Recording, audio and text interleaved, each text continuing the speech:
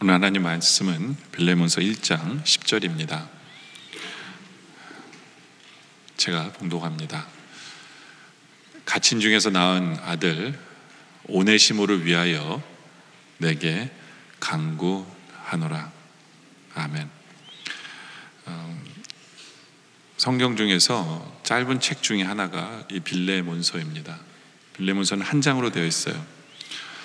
그래서 만약에 여러분들이 빌레몬서 몇 장이요? 이렇게 물어보시면 여러분들은 무식한 사람들입니다. 빌레몬서는 그냥 빌레몬서 10절 이렇게 하면 딱 돼요. 저도 좀 방금 전에 무식했는데 빌레몬서 1장 10절이라고 말씀을 드려서 가장 짧지만 굉장히 중요한 말씀이 이 안에 담겨져 있습니다. 빌레몬서에는 3명이 등장합니다. 빌레몬이라는 사람과 오네시모 그리고 사도 바울, 이 세 사람이 등장을 합니다.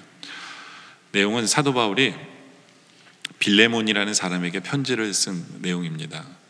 왜냐하면 빌레몬이라는 사람에게는 오네시모라는 종이 있었습니다. 근데 이 종이 물건을 훔쳐서, 돈을 이 집에서 훔쳐서 도망을 갑니다. 이 종이. 그 당시에는 종이 도망을 가서 잡히면 사형을 당할 수 있는데, 근데 이 오네시모라는 사람이 주인의 집에서 훔쳐서 도망을 가다가 가는 길에 사도 바울이라는 사람을 만납니다. 그래서 이 오네시모가 예수를 믿게 돼요. 그래서 예수를 믿게 되고 이 오네시모가 다시 빌레몬이라는 사람에게 가기를 원합니다. 그랬을 때 사도 바울이 이 오네시모를 위해서 써준 편지가 바로 빌레몬서입니다. 빌레몬에게 편지를 씁니다. 이 사람을 잘 부탁한다라고 편지를 쓴 내용이 빌레몬서입니다. 그런데 우리가 이 빌레몬서를 자세히 보면 참 세상 사람들은 이해하지 못하는 대화들이 오가요. 세상의 상식으로는 말이 안 되는 이야기들이 되어집니다. 근데 이 대화를 들어보면 우리는 이해해요. 왜냐하면 우리는 예수를 믿는 사람들이기 때문에 당연히 이해하죠. 왜냐하면 우리는 주님의 마음을 알고 예수님의 마음을 알기 때문에. 그러나 세상은 이해하지 못해요. 그래서 오늘 그거에 대해서 우리가 보려고 하는데, 오늘 설교 제목이 세상이 이해하지 못하는 그러나 하나님을 기쁘게 하는 사람들을 우리가 한번 보려고 합니다. 첫째로 우리는 누굴 보려고 하냐? 빌레몬이라는 사람을 한번 우리가 눈여겨보길 원합니다. 저는 이 3명의 인물 중에 빌레몬이 제일 대단한 사람이라고 생각을 합니다. 빌레몬은 그 당시에 제일 굉장히 부자였어요. 집도 큰 집을 갖고 있고 여러 명의 종을 가지고 있었던 사람입니다. 집이 커서 이 사람의 집을 예배당으로 사용하기도 했습니다. 근데 이 사람은 부자의 이미지만 갖고 있는 게 아니라 이 사람은 사랑의 사람이다라고 우리가 볼 수 있어요. 사랑의 사람이다. 이 사람은 그냥 일방 통행의 사랑이 아니라 쌍방 통행의 사랑을 하는 사람이다라고 볼 수 있어요. 오늘 말씀 1절에 보니까 그래서 예수를 위하여 갇힌 자 된 바울과 및 형제 디모데는 우리의 사랑을 받은 자 빌레몬에게 편지를 쓴다라고 얘기합니다. 그러니까 사도 바울과 디모데가 이 빌레몬이라는 사람을 많이 사랑했고 또 이 사람은 그 사랑을 마음껏 받아준 사람이에요. 여러분들, 사랑은요, 이 하는 것도 힘들지만 사랑을 받는 것도 쉬운 일은 아니에요. 사랑도 제대로 받아야 돼요. 그러니까 하나님이 우리를 사랑하시는데 그 사랑을 제대로 받는 성도들이 있는가 하면, 어떤 사람은 자존심 상해하는 사람도 있고 어떤 사람은 미안해하는 사람도 있고 이런 여러 가지 사람이 있는데, 빌레몬은 사랑을 받을 줄 아는 사람이었어요. 특별히 사도 바울이 이 편지를 왜 씁니까? 자기를 버리고 자기의 돈을 훔쳐서 달아난 종을 용서하라고 쓴 편지거든요. 근데 사도 바울 나름대로는 이 빌레몬을 사랑하기 때문에 이 편지를 쓴 거예요. 사랑하기 때문에. 그리고 이 사랑이 그에게 전달될 거라고 믿고 이 편지를 쓴 건데, 제가 빌레몬이 왜 대단하다고 생각하냐면 빌레몬은 그걸 사랑으로 받을 줄 아는 사람이었기 때문에 대단한 거예요. 그것을 솔직히 사도 바울이 요구한 거는 엄청난 걸 요구합니다. 그냥 받아주란 얘기가 아니에요. 뭐라고 얘기하냐면 16절에 이후로는 종과 같이 대하지 아니하고 종 이상으로 대하래요. 곧 사랑받는 형제로 오네시모를 대하래. 사랑받는 형제로 오네시모를 대하라. 내가 특별히 그러하거든 하물며 육신과 주 안에서 상관된 내게랴. 그러면서 그러면 내가 나를 동역자로 알진대 그를 영접하기를 내게 하듯하라. 이제 한술 더 떠서 형제뿐만 아니라 그를 사도 바울처럼 대하래요. 동역자로 대해달라. 얼마나 힘든 요구입니까? 그렇지 않아요? 네. 자기 물건을 훔치고 간 도둑놈, 자기 종을 형제로 대하라. 그 당시에는 상상이 안 되는 얘기예요. 종으로 부리던 사람을 형제로 대하라. 근데 중요한 것은 빌레몬은 그 이야기를 들으면서 사랑으로 받을 줄 알았다라는 얘기거든요. 사랑으로 받을 줄 알았다. 제가 여러분들에게 요즘 묻고 싶은 것은 여러분들은 어떤 사랑을 받고 계십니까? 라는 질문을 던지고 싶어요. 제가 오늘 설교를 준비하면서 약간 회개했던 것이 뭐냐면 우리 성도들은 내가 이렇게 솔직하게 말씀대로 여러분에게 설교를 할 때 어쩔 때는 여러분들 기분 나쁜 이야기를 할 수도 있는 거거든요.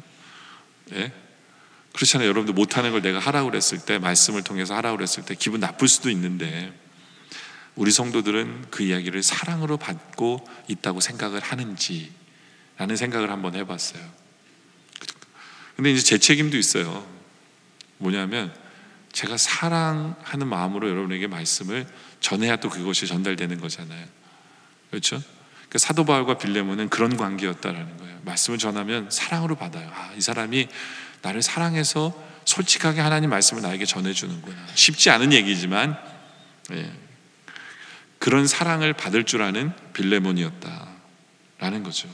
근데 빌레몬은 사랑을 받을 줄만 아는 것이 아니라 사랑할 줄 아는 성도였어요. 그게 15절인데요. 주 예수와 및 모든 성도에 대한 내 사랑과 믿음이 있음을 들음이니. 그러니까 빌레몬은 사랑의 대상이 둘이었어요. 한 분은 하나님이셨고 또 한 사람은 주위에 있는 사람들이었어요. 그들을 믿음으로 사랑했어요. 그들을 사랑했어요. 보통 주님을 사랑한다는 사람들은요, 주님을 사랑한다는 핑계로 사람들을 소홀하기가 쉽거든요. 종종 이런 분들이 있어요. 교회 와서 예배하고 기도합니다. 잘 믿으려고 노력해요. 그리고 하나님을 사랑한다고 고백해요. 근데 문제는 다른 사람과 교제가 없어. 그거엔 관심이 없는 분들이 있어요. 가족에게도 관심이 없고 이웃에게도 본분을 다하지 않는 건 그건 사랑이 아니죠. 예수님 당시에 바리새인들이 그랬어요. 하나님 앞에서는 바리새인들은요 정말 나름대로 철저합니다. 그리고 그 나름대로 하나님을 사랑한다고 해요. 그러면서 사람들에게는 냉정합니다. 사람들을 정죄합니다. 그렇죠? 그것이 바리새인이었어요. 그럼 우리 주님께서는 그렇게 얘기하시나요? 소자 하나에게 냉수 한 그릇을 베푸는 그 사람이 바로 나에게 베푼 사람이다. 이웃을 사랑하는 것이 바로 나를 사랑하는 것이다 라고 우리 주님이 얘기하시잖아요. 나를 사랑하면 이웃에게 사랑을 통해서 증명해 보이라고 주님이 말씀하시는 거잖아요. 빌레몬은 그렇게 이웃을 사랑함으로 하나님을 사랑하는 것을 증명한 사람입니다. 그래서 빌레몬서 1장 6절에 보니까 이로써 내 믿음의 교제가 우리 가운데 있는 선을 알게 하고 그리스도께 이르도록 역사하느니라. 이번 믿음의 교제라는 말이 나와요. 믿음의 교제라는 게 뭐냐 하면 바로 당시의 종과 주인의 관계를 넘어서서 초월해서 교제하는 것이 믿음의 교제예요. 바로 빌레몬이 그런 믿음의 교제를 할 수 있는 사람이었다라는 거죠. 바로 그런 사랑을 보면서 사도 바울은 감옥에서 위로를 받는다라고 표현을 해요. 7절에 보니까 형제여, 내 믿음의 교제, 형제여 성도들의 마음이 너로 말미암아 평안함을 얻었으니 내가 너의 사랑으로 많은 기쁨과 위로를 받았노라. 사도 바울은 감옥에 있지만 빌레몬을 생각하면서 위로를 받아요. 왜냐하면 저 사람은 믿음의 교제를 할 줄 아는 사람이기 때문에. 진정한 사랑을 할 줄 아는 사람이었어요. 너무너무 힘들지만, 도저히 사랑할 수 없는 사람이지만, 자기 집에서 물건을 훔친 도둑놈이지만, 종이지만 빌레몬은 오네시모를 사랑할 줄 아는 사람이었다. 어떻게 사랑할 수 있었을까요? 박애주의자이기 때문에, 돈이 많기 때문에, 종이 많기 때문에? 그게 아니었어요. 그의 배후에는 주님을 향한 사랑이 있었어요. 그리고 그 배후에는 주님이 먼저 그를 사랑해 주셨기 때문에 그 은혜를 아는 사람이 바로 이 오네시모였다. 빌레몬이었다라는 거죠. 은혜를 알 줄 아는 사람, 은혜를 아는 사람. 여러분들 유니세프라는 그 국제 아동 연합 아동 기금에서 아이들을 도와주는 기구가 있잖아요. 근데 이 기구는 이 기구를 위해서 열심히 뛰었던 사람이 있어요. 1993년에 죽은 오드리 헵번이라는 사람이 정말 그 일을 헌신했거든요. 나중에 대장암으로 죽으면서까지도 열정적으로 이 유니세프 일을 도왔던 사람인데, 왜 이 오드리 헵번이 유니세프를 열심히 도왔냐면 자기가 어렸을 때 홀어머니 밑에서 정말 배고프게 살았거든요. 근데 유니세프가 그를 도왔어요. 그 가정을 돕고 그 은혜를 잊지 않은 거예요, 오드리 헵번이. 그래서 죽는 그날까지도 이 유니세프를 위해서 열심히 일했던 사람이 되었는데요. 그래서 그 여인에 대해서 이렇게 평가를 해요. 그 사람은 사랑을 받을 줄 알았고 그 사람은 사랑을 할 줄도 아는 사람이었다라는 거죠. 왜요? 은혜를 아는 사람이기 때문에 그래요. 빌레몬도 마찬가지예요. 자신을 먼저 용서해 주신 주님의 은혜를 알았어요. 오네시모처럼 자신도 죄인이었어요. 자신도 종이었어요. 어떤 면에서 오네시모보다 더 나쁜 죄인이었을 거라고 자기는 스스로가 생각하는 거예요. 그럼에도 불구하고 하나님은 용서해 주시고 자녀 삼아 주시고 형제 삼아 주시고 천국 백성 삼아 주신 그 은혜를 빌레몬은 기억하는 거예요. 그렇게 본다면 우리는 용서하지 못할 사람이 없어요. 그렇게 본다면 우리는 사랑하지 못할 사람이 없는 거죠. 그렇죠? 근데 세상 사람들은 이해 못해요. 세상 사람들은 야, 네 종, 네 형제로 받아들여. 내 돈을 훔쳐간 그 도둑놈, 집으로 다시 받아들여. 그리고 형제로 대하고 동역자로 돼. 세상 사람들은 그런 말을 아무도 못해요. 왜요? 우리 주님 같은 사랑을 받아보지 못한 사람들은 그 사랑을 이해하지 못해요. 그러나 우리는 그 사랑을 주님으로부터 먼저 받았기 때문에 우리는 그 사랑을 할 줄 아는 성도들이기를 원합니다. 두 번째는 우리는 오네시모에 대해서 좀 보려고 합니다. 이 오네시모는 종이어서 도망와서 자유를 경험한 사람이에요. 자유를 경험한 사람. 근데 이 오네시모가 사도 바울에게 뭘 부탁하냐면 다시 빌레몬의 집에 자기를 보내달라고 부탁을 한 거예요. 이거 대단한 결정이에요. 자유를 맛본 사람이 다시 종의 자리로 가겠다고 요청을 한 거잖아요. 이건 쉬운 일이 절대로 아닙니다. 쉬운 일이 아니에요. 물론 사도 바울은 이 오네시모를 보내면서 형제로 대하라고 그랬지만 그건 교회에서 형제로 대하라는 얘기지 집에서 형제로 대한 얘기는 아니에요. 교회에서 형제와 동역자로 대하라는 얘기지 다시 집으로 오면 오네시모는 종이에요. 종이에요. 그러니까 여러분들 착각하시면 안 돼요. 그 집에 가서 형제처럼 대하는 게 아니에요. 대할 수가 없어요. 그건 법을 어기는 거예요. 그건 로마법이에요. 기독교는 철저하게 로마법을 지켰기 때문에 로마 사람들이 오픈한 거예요. 종의 제도를 무너뜨리려고 기독교가 하면 그거는 엄청난 나라의 반란이 돼버리고 그건 사회에 큰 문제가 돼요. 기독교는 그런 기독교가 아니었어요. 그 당시에도.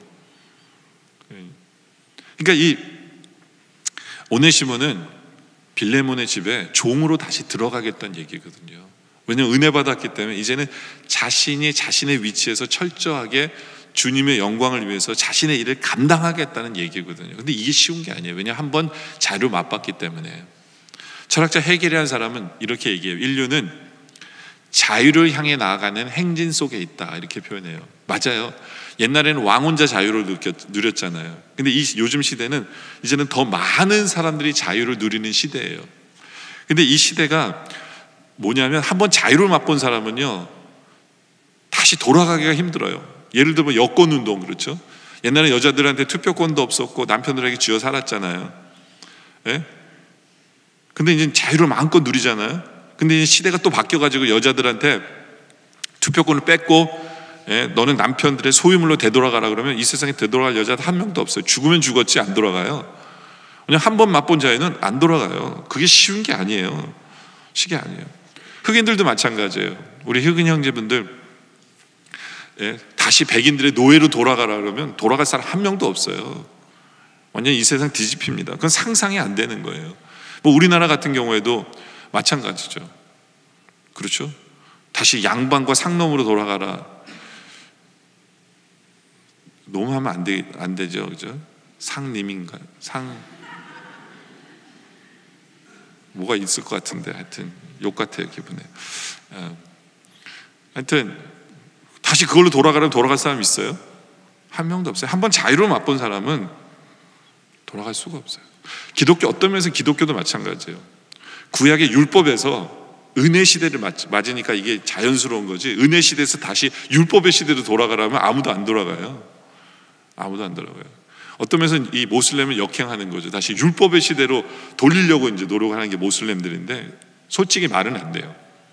그럼에도 불구하고 인류의 역사가 자유를 향한 행진을 나아감에도 불구하고 우리가 세속적인 철학과 기독교는 분명히 다른 게 있어요. 그게 뭐냐면, 기독교인에게는 자유가 끝이 아니에요. 자유가 목표가 아니에요. 자유가 목표가 아니에요. 예. 자유하지만 주님 주신 자유로 우리는 선택하는 것이 우리의 목표예요. 뭘 선택하느냐? 그게 갈라디아서 5장 13절이거든요. 형제들아, 너희가 자유를 위하여 부르심을 입었으나 그러나 그 자유로 육체의 기회를 삼지 않고 오직 사랑으로 서로 종노릇하는 것, 이게 우리의 목표예요. 주님이 우리에게 자유를 주셨어요. 근데 그 자유로 우리가 마음대로 살자는 게 아니에요. 주님 주신 자유로 내가 선택을 하는 게 뭐냐면 사랑으로 종노릇하기를 선택하는 것. 이것이 기독교 핵심이에요. 우리의 최종 목표가 자유가 아니에요. 사랑으로 종노릇하는 거예요. 근데 왜 우리가 그렇게 해야 돼요? 왜냐하면 우리는 하나님의 은혜를 입었기 때문에 그래요. 하나님의. 우리는 율법을 행함으로 말미암아 구원을 얻은 게 아니라 믿음으로 의롭다함을 얻었어요. 주님이 주신 선물을 통해서 주님이 우리의 구원을 위해서 다 해주셨고 우리는 믿기만 하는 그 은혜를 입었기 때문에 우리는 그것을 선택하는 것이 당연하다라는 거죠. 여러분들, 우리는 자유로워졌어요. 주님의 은혜로 말미암아 우리는 엄청난 자유를 선물로 받았어요. 우리는 율법으로부터 자유를 받았어요. 율법을 지켜야만 구원을 얻는 그 굴레에서 우리는 벗어나게 됩니다. 우리는 정죄함으로부터 자유를 얻었어요. 우리는 어떤 면에서는 종교의 횡포로부터 자유를 얻었어요. 이 종교는 이 구원이라는 이 무기를 사용해서 사람의 자유를 빼앗는 것, 그 나쁜 종교들이 그래요. 다. 기독교도 절대로 그러면 안 돼요. 구원이라는 이 무기를 사용해서 성도를 속박하려고 하면 안 돼요. 그러니까 종교의 횡포로부터 자유롭게 되고 성직자의 횡포로부터 자유롭게 한 거예요. 성직자들이 이 강대상에 서서 여러분의 구원을 가지고 여러분이 뭐뭐를 해야만, 헌금을 해야만 구원을 얻습니다, 만약 이런 얘기가 되어진다면 말도 안 되는 거잖아요. 근데 거기로부터 자유로워진 거예요. 여러분은 다 알아요. 그걸로 구원 얻지 않는 것임을 알아요. 은혜로 구원을 얻는. 그리고 우리는 비교로부터 자유로워졌어요. 내가 저 사람보다 착해야만 구원을 얻는 게 아니거든요. 바리새인들은 계속 비교하는 사람들이에요. 왜냐하면 그 구속 속에 자유함이 없기 때문에. 그래서 하나님 앞에 그러잖아요. 내가 하나님 저 세리와 같지 않음을 감사합니다. 이건 뭐냐면 비교의 그 자유함이 없다는 거예요. 비교 속에, 속박 속에 살아가는 거예요. 비교의 종이라는 거거든요. 근데 우리는 비교하지 않아요. 우리의 구원 앞에서 비교하지 않아요. 예? 왜냐하면 우리는 거기에서 자유하기 때문에.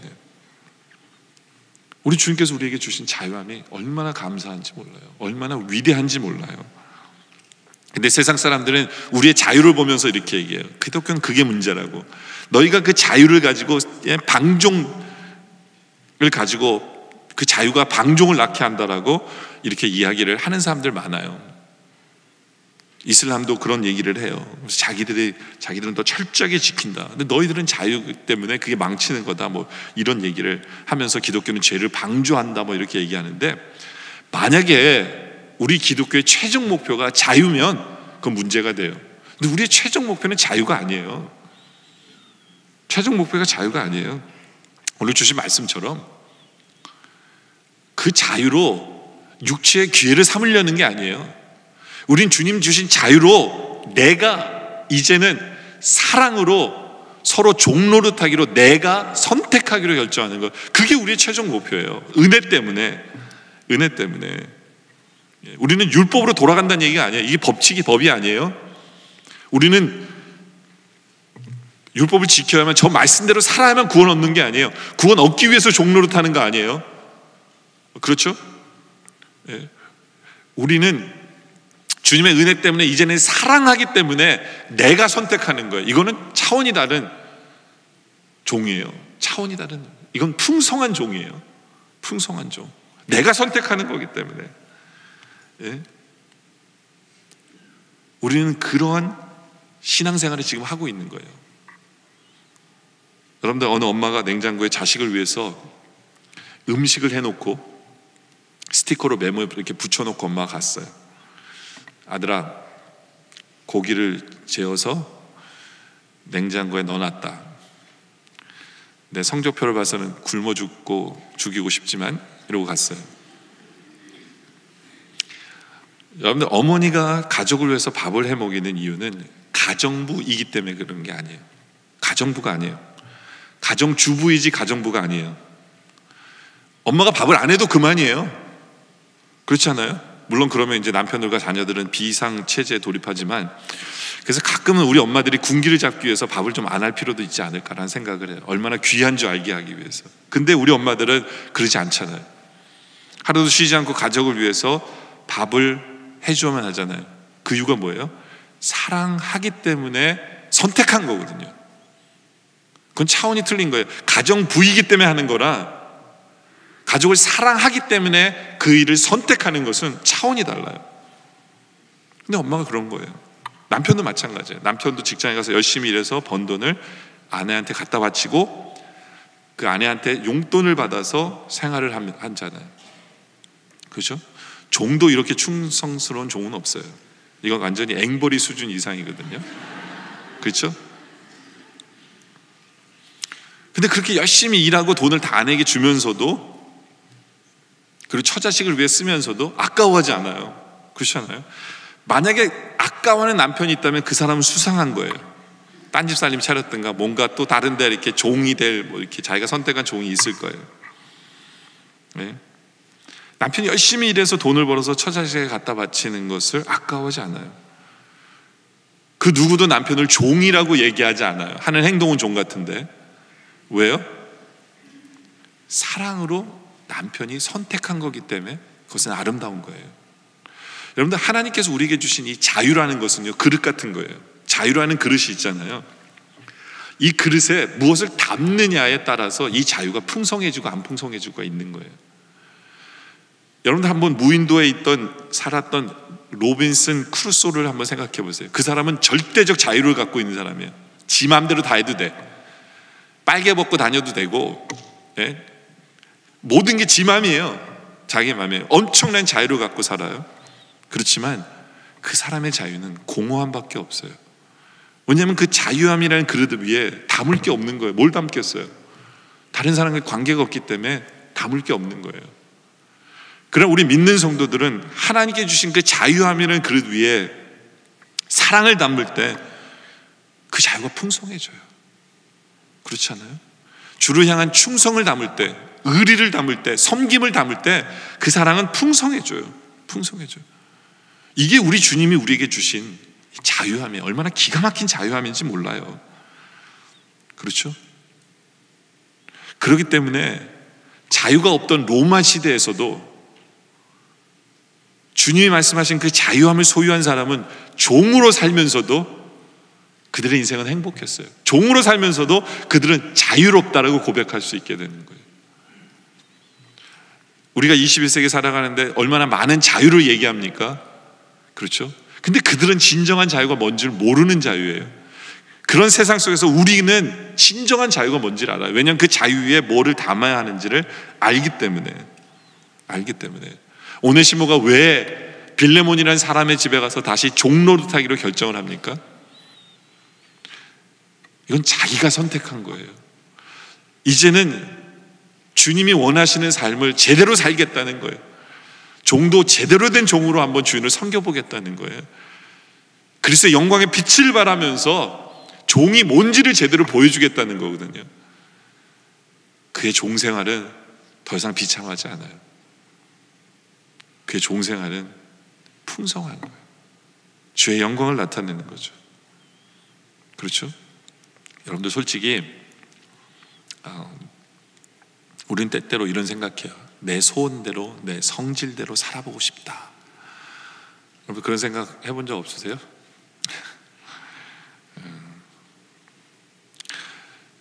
솔직히 우리 인생은요, 내 성질대로 살 수 있는 세상은 아니에요.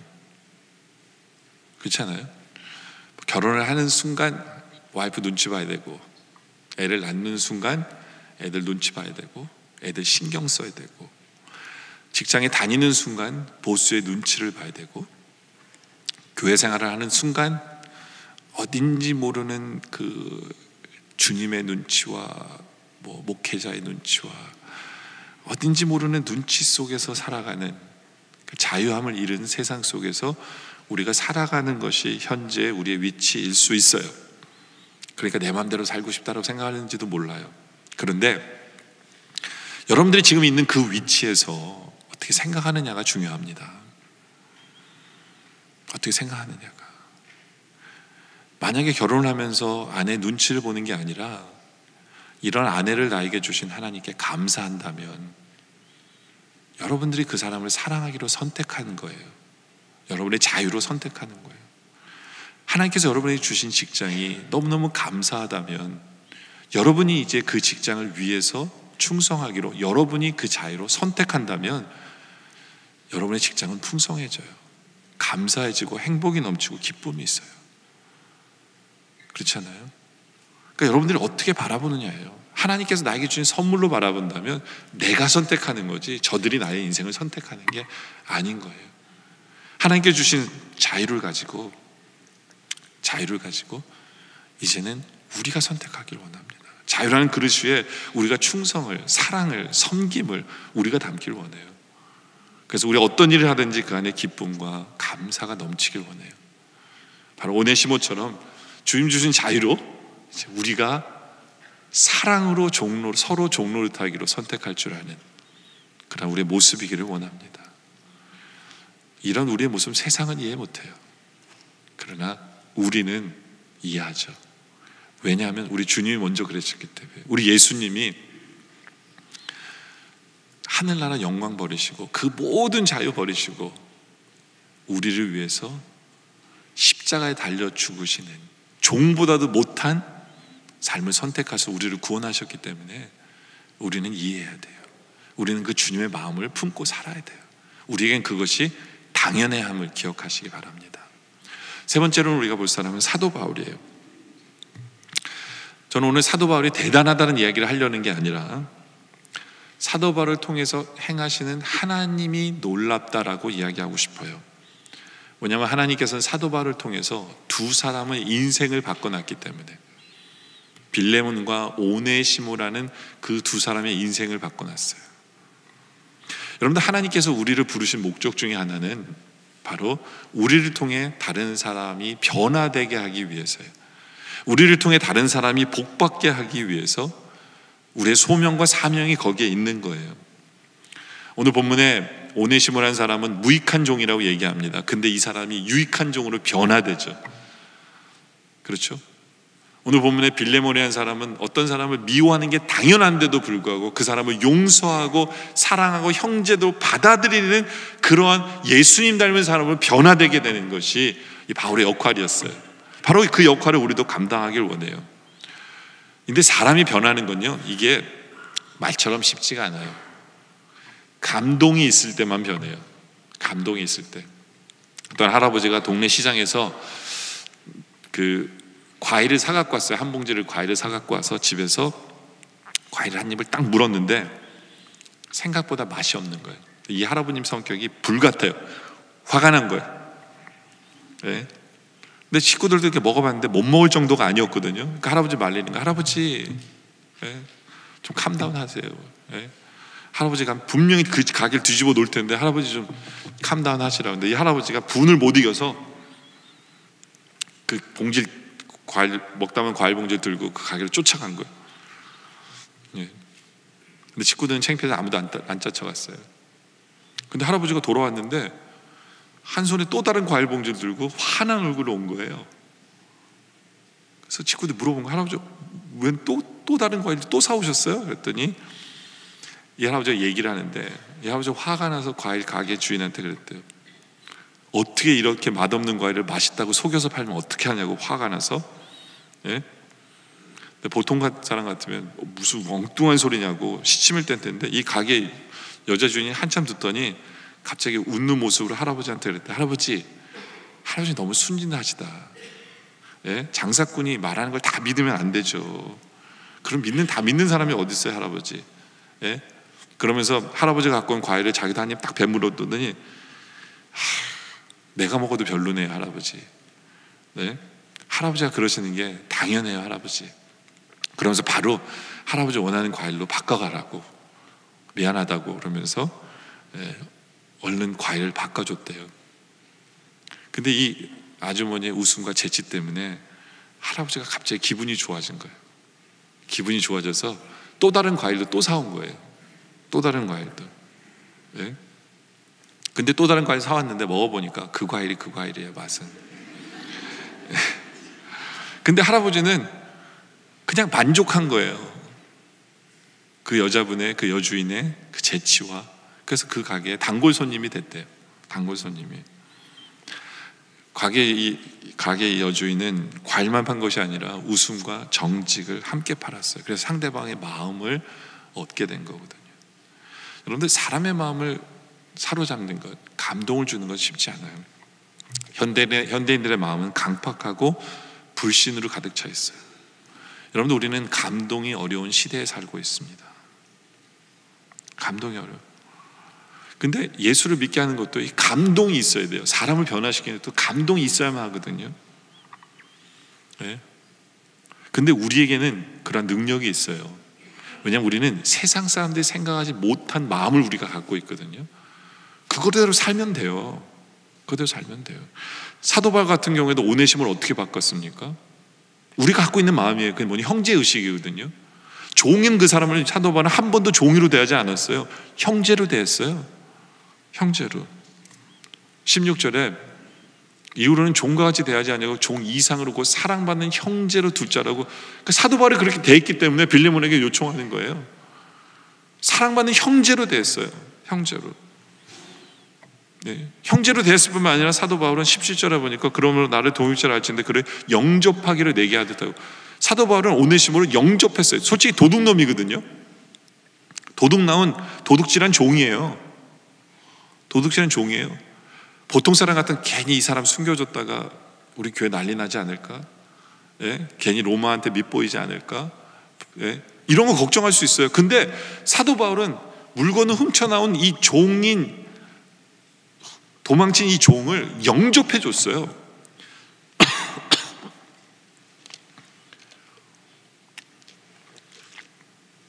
그것도 시간이 지나면서 동역자로 영접을 해준 거예요. 그 오네시모가 그 마음이 깨지지 않을 수 없어요. 변화되지 않을 수 없었던 거예요. 네. 근데 왜 영접해 줬을까요? 아마 예수님이 하신 말씀을 기억했기 때문일 거예요. 예수님이 마태복음 10장 40절에 이렇게 말씀하시거든요. 너희를 영접하는 자는 나를 영접하는 것이요, 나를 영접하는 자는 나를 보내시는 영접하는 거기 때문에, 바로 내가 내 이웃을 영접해주면 예수님을 영접하는 거고 하나님을 영접하는 거기 때문에 영접 안 할 수가 없는 삶을 사는 거죠. 사도 바울이 그렇게 영접해 준 거예요. 근데 거기에 감동이 있을 수밖에 없었어요. 근데 사도 바울은 그걸로 끝난 게 아니라 18절에 이렇게 얘기해요. 그가 만일 내게 불의를 하였거나 내게 빚진 것이 있으면 그것을 내 앞으로 계산하래요. 그러니까 사도 바울이 그 사람의 빚을 책임지겠다는 얘기예요. 책임지겠다. 그러니까 여기는 더 큰 감동이 있을 수밖에 없죠. 그렇지 않아요? 바로 이 문장 때문에 아마 오네시모가 그 집에 손해를 끼치고 나왔을 거라고 생각하는 이유가 여기 있는 거예요. 아마 돈을 훔치지 않았을까? 그걸 갚아주겠다는 얘기가 있으니까. 예. 근데 물론 여러분들, 제가 여러분들한테 처음 만나는 사람에게 보증 쓰십시오 하는 얘기 아니에요. 성경은 그걸 금하고 있습니다. 금하고 있어요. 사도 바울이 여기서 이 얘기를 하는 이유는 오네시모를 복음을 전했고 그가 변했기 때문에 그래요. 그 다음부터는 사도 바울은 끝까지 책임져 주는 삶을 사는 거죠. 바로 이러한 모습들 때문에 오네시모가 변화될 수밖에 없었어요. 세상 사람들은 한 명도 그렇게 안 했는데 처음 만난 거죠. 그렇죠? 여러분들, 우리가 다른 영혼들을 대할 때 우리의 모습을 한번 생각해 보기를 원합니다. 감동이 있어야 돼요. 그렇다면 빌레몬은 어떻게 변화됐을까요? 빌레몬을 솔직히 변화시킨 건 복음이에요. 사도 바울이 전한 복음이 그를 변화시킨 거예요. 아, 예수님이 나에게 먼저 용서해 주셨고 나를 자녀 삼아 주셨지. 그럼 나도 해야지. 나도 용서해야지. 나도 형제로 대해야지. 이게 복음이거든요. 사도 바울이 빌레몬에게 복음을 전한 거예요. 이게 복음이에요. 근데 사도 바울은 이걸 사도의 권위로 이렇게 눌러서 얘기할 수 있어요. 너 이렇게 해라고 얘기할 수 있었지만 사도 바울은 그렇게 하지 않았어요. 또 이것이 감동이 되는 거예요. 14절에 보니까 사도 바울이 뭐라고 그래요? 다만 내 승낙이 없이는 내가 아무것도 하기를 원하지 아니하노니 이는 너의 선한 일이 억지같이 되지 아니하고 자의로 되게 하려 함이라. 사도 바울은 그 사람이 자원하는 마음이 생길 때까지 기다리겠다는 거예요. 이게 감동이 되는 거예요. 사도 바울은 사도거든요. 권위를 부릴 수도 있는 사람인데 그 권위를 이용하지 아니하고 그 사람의 마음이 움직일 때까지 기다려주는 이 마음, 이게 이제 빌레몬에게는 감동이 되는 거예요. 이게 빌레몬에게는. 솔직히 빌레몬은 사도 바울에게 빚진 자였어요. 어떻게 아느냐? 18절에 사도 바울이 이렇게 얘기해요. 그가 만일 내게 불의를 하였거나 내게 빚진 것이 있으면 그것을 내 앞으로 계산하래요. 그러면서 19절에 사도 바울이 뭐라고 표현하냐면 나 바울이 친필로 쓰느니 내가 갚으려니와, 그러니까 내가 사인했으니까 나 빚진 거 내가 갚아줄게. 사인까지 된 거예요. 근데 사도 바울이 한 가지 얘기를 덧붙여요. 내가 이외에 내 자신이 네가 내게 빚진 것은 난 말하지 않을게. 갚지 말라는 얘기보다 더 무서운 얘기예요. 그죠? 나는 말 안 해. 네가 나한테 빚진 건 말 안 해. 그러니까 빌레몬이 사도 바울에게 빚진 게 있었던 거예요. 근데 그게 물질이 아니라 뭐냐면 사도 바울을 통해서 예수를 믿게 된 거예요. 영생의 빚을 빚진 거에 대한 얘기를 하는 거예요. 사도 바울은 그 얘기는 하지 않겠다라는 얘기거든요. 그러니까 사도 바울은 빌레몬에게 복음을 전하고 빌레몬이 예수 믿게 만든 사람이었어요. 왜? 이거는요 해산의 고통과도 같아요. 여러분들 누구에게 복음을 전하고 예수를 믿게 하잖아요. 그거는 쉽지 않아요. 그 사람이 예수를 믿게 되는 과정까지 우리는 그냥 복음만 전하면 될 거라고 생각하는데 그건 그렇지가 않잖아요. 오네시모한테도 그런 얘기를 해요. 10절에 이런 표현을 쓰거든요. 복음을 전한 사람한테는 갇힌 중에서 나은이라는 표현을 써요. 나은은 뭐냐면 애를 낳았다는 얘기거든요.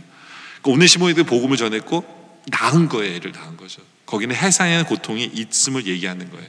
해산의 고통이라는 게 뭐예요? 복음을 전했는데 저 사람이 바로 변하지 않아요. 시행착오가 있어요.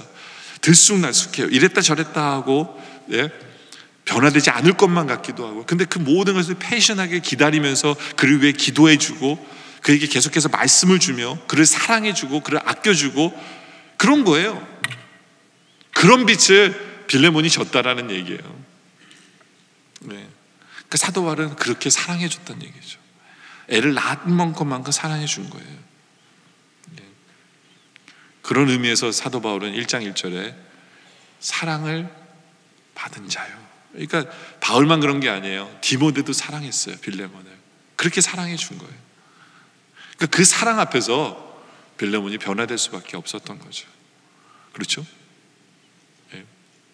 여러분은 누구를 요즘 이렇게 사랑하고 있습니까? 누구에게 복음을 전하고 해산하는 고통을 느끼면서 패션하게 기도해주고 그럴 때 변화될 수밖에 없어요. 변화될 수밖에 없어요. 여러분, 이 모든 게 어렵게 들립니까? 이건 솔직히 제가 여러분들에게 지금 말씀드리는 건요, 예수 믿는 사람은 머릿속에 당연히 알고 있는 얘기들이에요. 그렇지 않아요? 하면 되는 거예요. 하면 돼요. 어떤 청년이 있었어요. 이 청년이 매일 아침에 조깅을 하는데 아주 조그만 허름한 집이 있는데 거기에 이렇게 써 있어요. 그 집 앞에 다불유시 이렇게 써 있어요. 다불유시. 사자성어 같잖아요. 다불유시. 저게 무슨 뜻일까? 네? 아마 저 사람은 굉장히, 저 글을 쓴 분은 고매한 분 같다. 아마 저 뜻이 시간이 많지만 많은 것은 아니다라는 의미로 쓰지 않았을까? 근데 왜 문 앞에 저걸 써놨을까? 궁금한 거예요. 그래서 저 글을 쓰신 분을 좀 만나 뵙고 대화를 하고 싶었어요. 존경하니까. 존경해서. 그래서 이제 어느 날은 자깅을 하다가 그 집 앞을 기울였어요. 주인이 있나 하고 두드려 보기도 했는데 갑자기 옆에서 어떤 노인이 러닝샷을 입은 할아버지가 나온 거예요. 할아버지가. 그래서 그 할아버지가 물어요. 청년 거기서 뭐해? 그랬더니 여기 다불유시라고 쓴 이분을 만나 뵈고 싶다, 그분과 대화를 하고 싶다고 얘기한 거예요. 그때 할아버지가 그거 내가 썼는데 그런 거예요. 할아버지 이게 무슨 뜻이에요? 그리고 왜 이렇게 쓰셨어요? 라고 물어본 거예요. 그랬더니 할아버지가 이 집은 화장실이야 그런 거예요. 그래서 왜 화장실 앞에 쓰셨어요? 그랬더니 아니 요즘 사람들은 영어로 써야만 알아듣는데요. 그래서 WC를 WC로 쓴 거예요. 한국말로. 영어를 모르니까 WC로. 예. 세상 사람들은 그걸 보면서 무슨 심오한 뭐가 있을 거라고 착각을 했지만 심오하긴 뭐가 심오해요. 그냥 화장실이라고 쓴 거예요. 화장실이라고.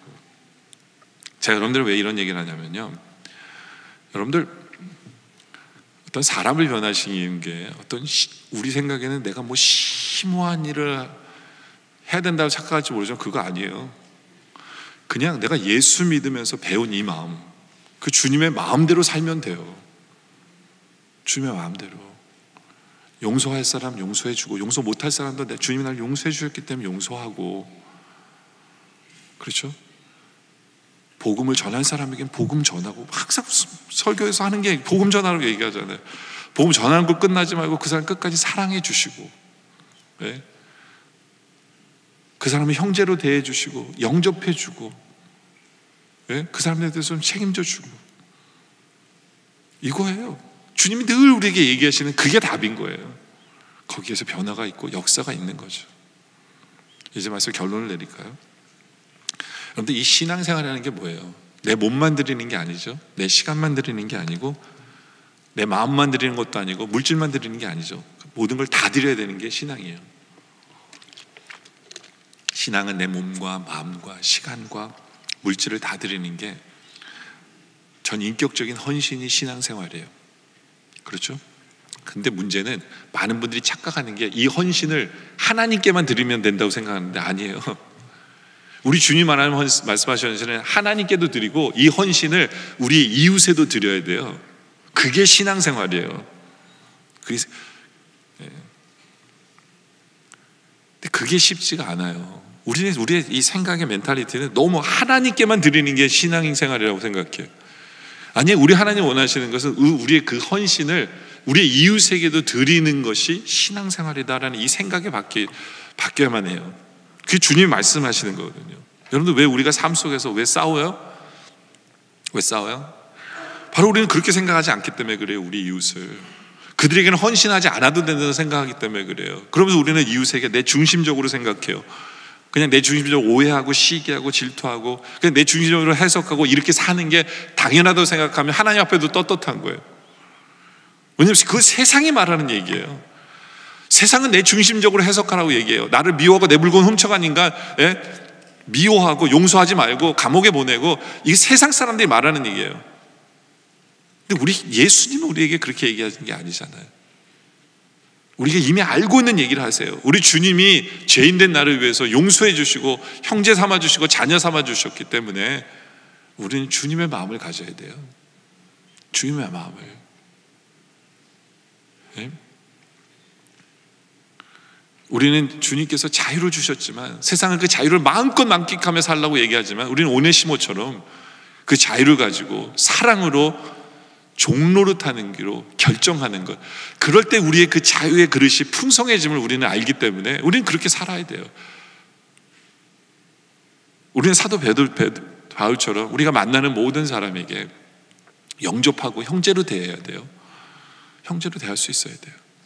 그에게 복음을 전하고 그들이 복음으로 성장하고 예수 믿는 사람으로 성장할 때까지 우리는 해산하는 고통을 참고 기다리며 기도하며 계속해서 사랑해주며, 그럴 때 거기에 변화의 역사가 있을 수밖에 없는 거예요.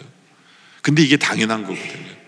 왜냐하면 그게 예수님의 마음이고 우린 예수님의 마음을 이미 체험했기 때문에 이제는 당연하게 이 모든 일을 감당해서 우리 주위에는 사도 바울 같은 사람, 빌레몬 같은 사람, 오네시모 같은 그 수많은 사람들이 있는 그러한 공동체가 바로 영락교회가 되어지기를 주님의 이름으로 축원합니다.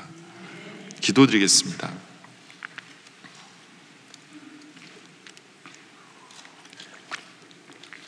아버지 하나님, 주님이 나에게 이 모든 것을 해주셨기 때문에 이것이 당연한데 우리는 그냥 하나님께만 헌신하는 것이 당연하다고 착각했던 우리의 모습을 회개합니다. 주님을 향한 그 헌신이 이제는 우리에게도, 우리 이웃에게도 헌신하게 하여 주시옵소서.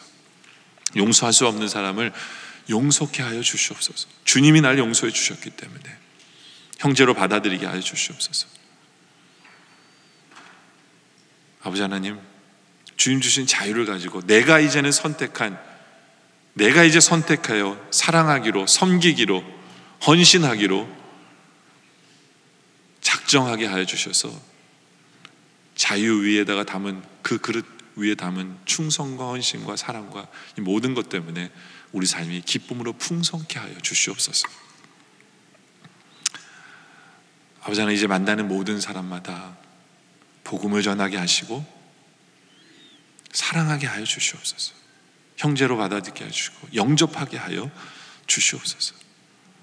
그리하여 감동이 없는 이 시대에 감동이 있게 하시고 변화가 있게 하시고, 그래야 우리 교회가 수많은 사도 바울, 수많은 오네시모, 수많은 빌레몬으로 가득 찬 공동체 되게 하여 주시옵소서. 예수님의 이름으로 기도드립니다. 아멘. 우리 다 같이